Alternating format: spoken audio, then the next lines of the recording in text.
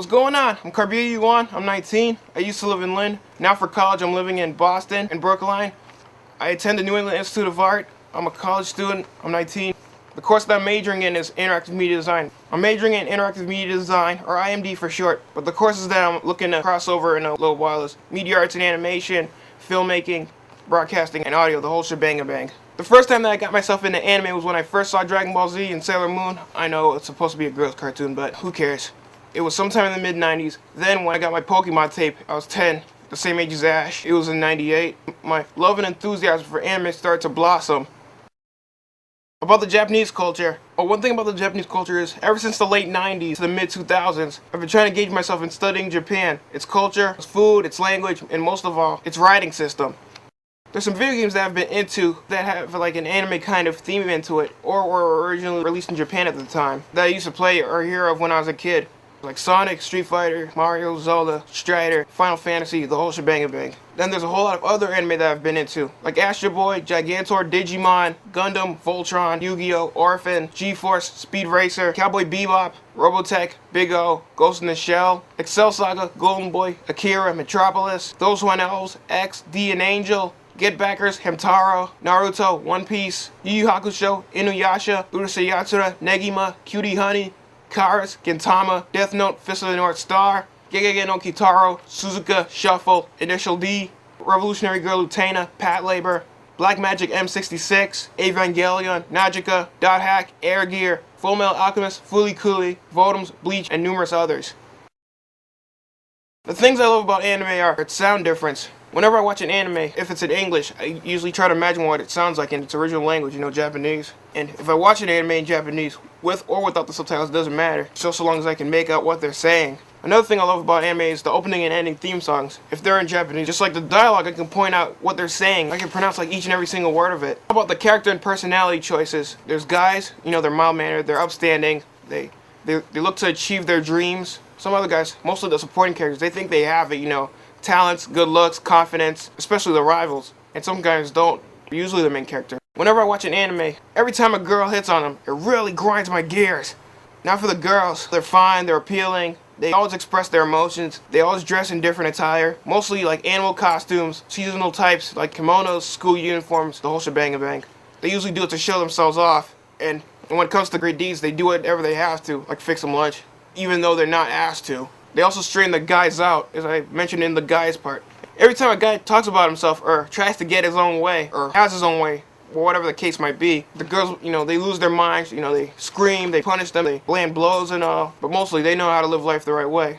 I also like their facial expressions and their ways on how I like to react to them. Their sadness, whenever like a character is sad, I wish there was something I could do to comfort them. Then for anger, whenever they're ticked off, I think to myself, the character must be losing its mind. It's like, chill out already, huh? Then for confusion, if there's anything that's confusing them, I like to figure that out myself, or for them. Then for happiness, whenever I look at a character happy, it looks like this type of character has like a bright future shining before them. Then for crazy happy, I wonder myself, what's that character so excited about? At the end of every episode, there's either a narrator asking questions as to what will happen next, and or warning to find out in the next episode, or a to be continued message, or both at the same time, with the next episode preview depicting scenes and information on that episode. Now the moves and techniques in terms of fighting and other skills that the characters perform to complete their tasks, that's another thing I love about anime. And also notice the background during every sequence, just the epitome of brilliant. Whenever the main characters and or his or her rivals meet, the enormous hint of drama starts to build up, and during the moments when the action comes into play, they get more intense and epic within each and every moment. Insane yet realistic. Out of all the anime that I've seen over the years, my most favorite one would have to be Chorus. That's right, you heard me correctly, Chorus. It has a futuristic setting, 2D and 3D animation fused together, more intense drama and action than any anime or flick, whether it be in the US or Japan, that I've ever seen. What more can a natural-born anime fan like me ask for? I also found out that Chorus was made by the same people who produced Speed Racer and G-Force, which is Tatsunoko Productions. Unbelievable. I'm more than just a student, and I like to have fun, and on some occasions, when it comes to doing what I need to see done, I try to keep my fun and serious levels balanced. I'm also a Japanese enthusiast, and I should be sent to Tokyo to achieve a whole lot more than just to check it out.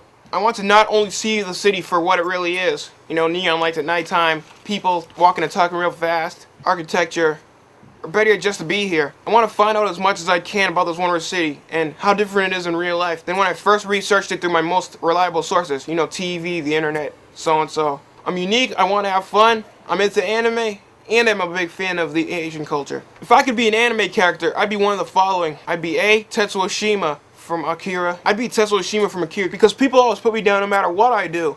But when it comes to proving myself, I know that I'm better than everybody, even in terms of power, no matter how much more mature or knowledgeable opposing people are than me.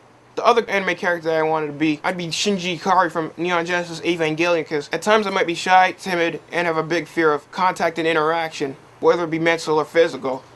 But when it comes to doing the right thing, I feel that I'm only one that has to. And in the end, there's a billion questions that still pop into my head, you know, that puzzle me. Like, why am I doing this? And no matter what I do, I'm always hated on by those around me, and it really ticks me off. In addition to my broad knowledge of the writing system, I know my basic hiragana and katakana, and a range from some to a lot of kanji. And I know some Japanese sentences.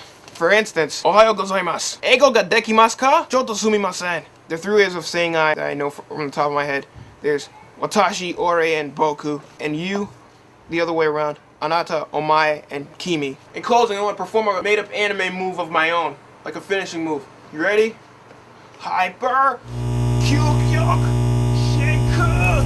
Kabe! Kabe! Hadouken!